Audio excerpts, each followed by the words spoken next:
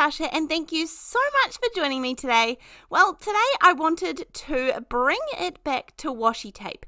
Now, I know that most of you have some hidden away. We don't use it all that often these days, but we should make the most of it, seeing as we have it, and we know that the product probably won't last forever. So I pulled out a few of them, and we are going to create a project today. I didn't want to use too many stamps and dies and all the fancy things, so I am just going to have a really fun time and enjoy myself in the process. So I have picked some washi tapes. I'm not planning on using all of these by any stretch of the imagination. And as usual, I'm starting out with a piece of white cardstock. I use the 300 GSM, which is around £110 Frenchville brand from Spotlight here in New Zealand. I know that you can get the exact same one in Australia, and I really like this cardstock for ink blending, for alcohol markers, for stamping. This suits my needs really, really well, and for me, this is comparable to the Nina Solar White that I used to use. So I was really liking this one. I'm going to start with creating a tag. Now, you absolutely can start with any shape. This was just to give me a base from something to go to. I don't have tag dies, so I'm just going to make one. And I'm not too worried about it being absolutely perfect, but I knew that I wanted this to fit on the front of a 4 1/4 by 5.5 inch card, so that's kind of where I started with.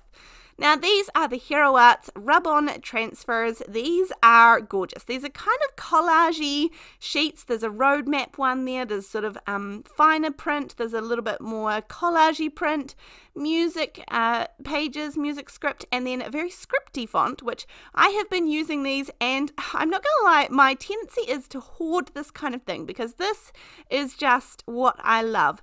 But what I do love about these rub-ons is A, they are very permanent when they go on. I have had no troubles with anything coming up or rubbing off after a few months of using them at least.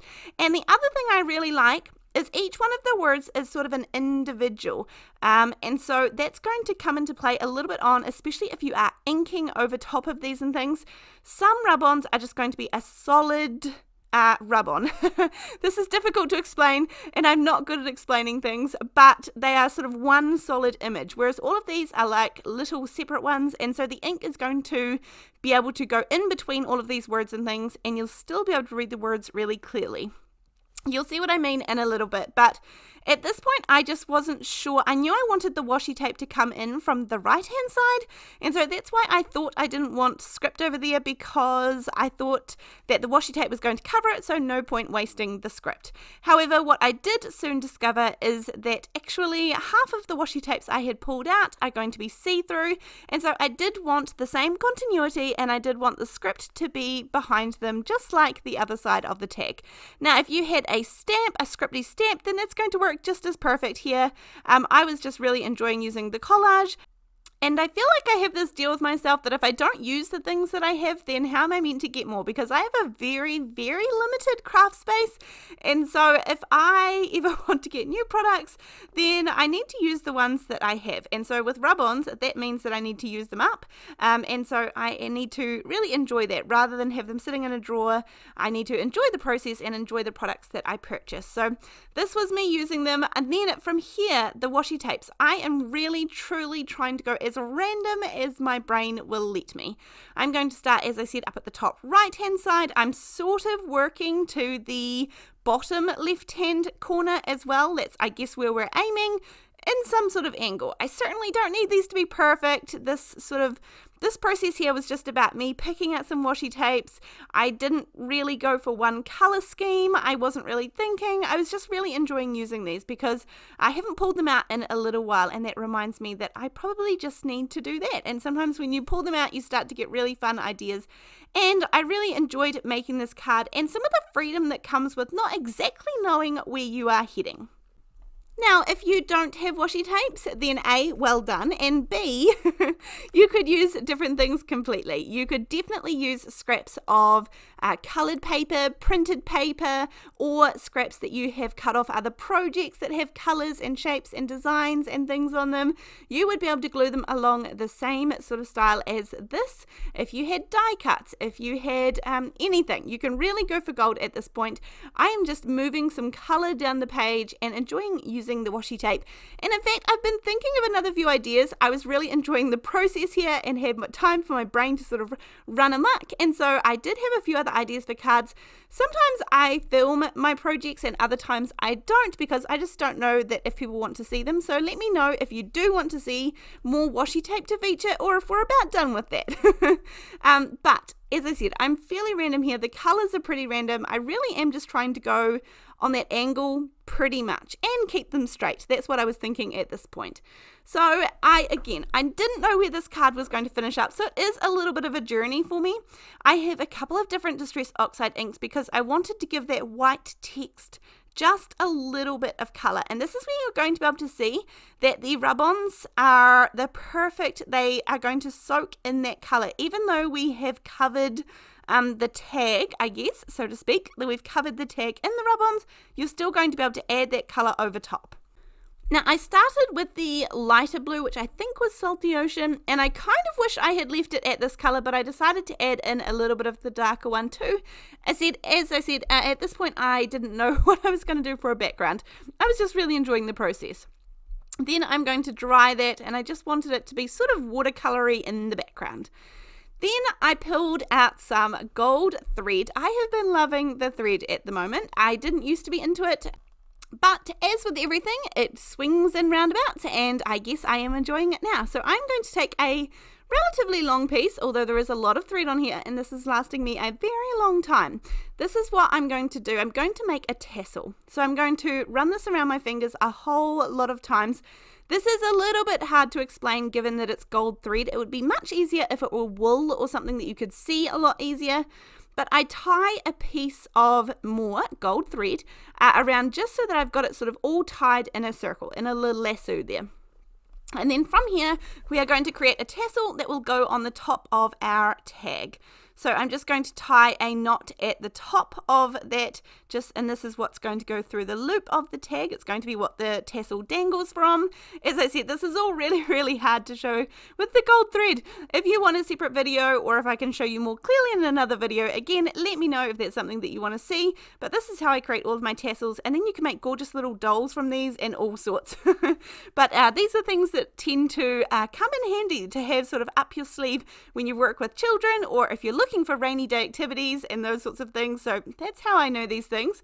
Now I'm going to wrap a little piece around here to create the top of the tassel, and then the very last thing that I'm going to do is to cut all of those threads so that they are no longer in a circle, and they're going to be the tassels that come out the bottom. I generally cut the circle and then I cut the tassels so that they are all nice and even. So you can see you've got threads sort of everywhere here, and I'm going to sort of even everything up. You could have it uneven if you want to, but I just snip across and make sure everything is pretty nice and even. And then we have a gorgeous little tassel that we made ourselves pretty jolly quickly, and I'm going to put this through the top of my little tag that I have there. Again, this is just extra decoration. I didn't have a plan for where I was going with this. I was just really enjoying the process. Now, there is obviously lots of different directions that you could take this in from here.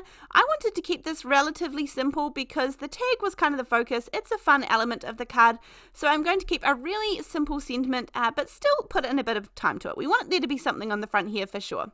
Right, tassel is sorted. We are working on the background. For this one, I'm going to be using the Lawn Fawn Magic Messages. Now, I was drawn to this stamp set because it is obviously lots of circles, and circles I can do. I do love a good stamp set that is focused on circles because I use them. I have this Hero Arts Infinity die set, and I just like the idea that circles kind of fit in every card somehow. So I have all these different sizes. They're all pre-cut. I keep them in the back. Then I have some of these more decorative ones. This is, I think it's called Rings Around the Circle from Spellbinders, and I'm going to add up putting these together if I want to have something a little more jazzed up than just a normal circle. So I have the die cut that I also cut these from. This is a piece of copy paper that I have just put down on my Sizzix grid. This is just so that we can get our sentiment lined up perfectly on our circle because it is going to be a tight fit. Now I'm going to stamp this out in some ink, any ink. This happens to be VersaFine Onyx Black. So this is stamped onto just the copy paper, so just the background. I know lots of people can stamp them directly onto their sticky grids if they don't plan to keep them or if they don't mind how messy they get. I prefer just to pop a piece of the copy paper in there, and then I use some mint tape or some low-tack tape to tape your die cut perfectly in place so that you know that you're going to have perfect placement on your circle. Ink it up again, and this way is a great way that you can do lots of multiples if you need to do lots and lots, or if you would like to store some. This just fits on there, and then I am also going to add that little rings around the circle. This is just going to be the decoration. The sentiment did not fit in the center of this one. It's just a bit bigger than that. Pop these together, and they honestly look like they came that way. They barely look like a separate thing, but that's okay. If I wanted to, I could have used some foam tape to pop them up and separate them, but I like them just as one. Now I have some, this is a really dark navy sort of coloured cardstock, and once I cut off a strip of this, I thought maybe something different. I will just do straight up and down and have a little gap on the left and a little gap on the right. It's something I sometimes forget to do because I do like a good even border around the outside, but this one is just as good.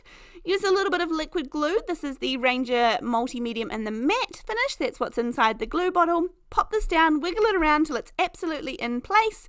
Then the tag is going to go down. I want a little bit of gold thread in here too. It's going to work in nicely since we've already got the tassel, and I wanted it to kind of hold on the sentiment. I could have threaded it through the rings around the outside there, but that just felt like a little bit too much work. So I truly am simply going to put some double-sided tape on the back and then wind this around and around and around. That will give us that extra little bit of gold element. I could have used some gold splatters. That would have looked really nice too. Maybe some enamel dots, but I was happy with the thread. I already had that out and it matched well with the tassel. Then I added more double-sided tape to the back, and I'm going to pop this down all nice and flat. I'm only going to use one lot of foam tape on here, just to give it a bit of dimension, but not too much. This is how I wanted my tag to sit, sort of on an angle, so that's what in the beginning I was measuring. I knew I wanted to put it on an angle, and I just needed to make sure that it was still going to fit on the front of my card. The card has some movement due to the tassel, which I like. That adds that little element, and then a little bit of dimension using the foam tape. But this is a super simple card, and I think it turned out pretty good for just having a good play and really enjoying myself and getting my hands on the washi tape and reminding myself of the products that I have purchased and put my money into. So thank you so much for joining me today. I hope you enjoyed this one. Again, let me know if you want some washi tape ones. There are lots of them out on the internet there. But I'm happy to come back and do some more because I really enjoyed today. Simple but pretty stunning. As usual, there will be links below to the products to use, but I'm sure that you probably have some washi tape. Most of us do. I look forward to seeing you in the next video. Thanks!